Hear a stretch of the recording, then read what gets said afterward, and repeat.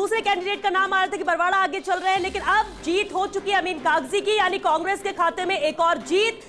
Kishanpol seat Congress के पास, अमीन कागजी एक बार फिर से जीत दर्ज करने में कामयाब हुए हैं। यह भी एक बेहद अहम सीट थी, क्योंकि जब हम बात करते हैं किशनपोल, हवा महल और बार बार जिक्र होता आदर्श नगर, ये 3 सीट बेहद अहम है, क्या कुछ हो सकता है, लेकिन एक बार फिर से अमीन कागजी ने जीत दर्ज कर ली। बिल्कुल श्वेता, और अब इस सीट पर एक और सवाल होगा। कांग्रेस हार गई है, लेकिन कांग्रेस ये जरूर कहेगी कि प्रधानमंत्री ने जहां रोड शो किया, देखिए हमने उस सीट को अपने साथ हासिल किया है। रवि उदयपुर से हमारे सहयोगी जुड़ गए हैं।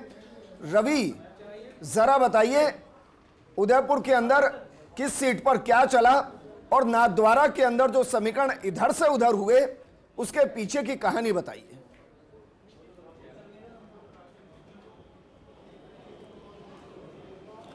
बिल्कुल, देखिए विजेंद्र, अगर उदयपुर जिले की 8 विधानसभाओं की बात करें तो यहां पर 7 विधानसभाओं में फिलहाल बीजेपी बढ़त बनाए हुए है।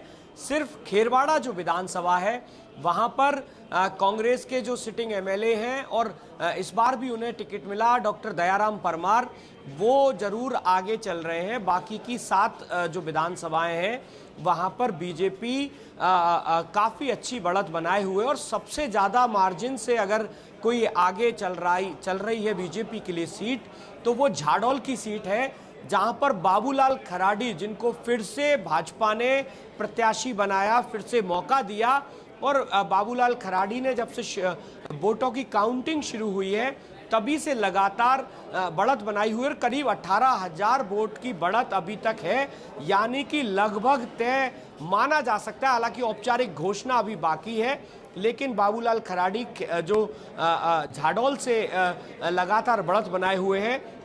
और दूसरी अहम जो सीट, सबसे हॉट सीट थी, वो थी नाथद्वारा राजसमंद जिले की, जहां पर माफ कीजिएगा, जो विधानसभा अध्यक्ष हैं डॉक्टर सीपी जोशी, उनके सामने भाजपा ने विश्वराज सिंह, जो कि मेवाड़ की पूर्व राज परिवार से ताल्लुक रखते हैं, उन्हें मौका दिया था, उन्हें उतारा था। और पूरे चुनाव में एक बात जरूर खुलकर कही गई थी, और वो ये थी कि चूंकि मेवाड़ का जो राज परिवार रहा, हमेशा से भगवान एकलिंगनाथ को उन्होंने मेवाड़ के राजा के तौर पर पूजा, और मेवाड़ के राजा के तौर पर एकलिंगनाथ को माना जाता है। तो ऐसे में इस बार चर्चाएं थी कि इस बार जो नाथद्वारा से चुनाव में जो सबसे अहम चेहरा हैं वो भगवान एकलिंगनाथ ही हैं, उनके दीवान के बतौर विश्वराज सिंह मैदान में हैं, और शायद यही वजह थी जिसने कि मतदाताओं को प्रभावित किया, और शुरुआत से विश्वराज सिंह जो है वो बढ़त बनाए हुए हैं।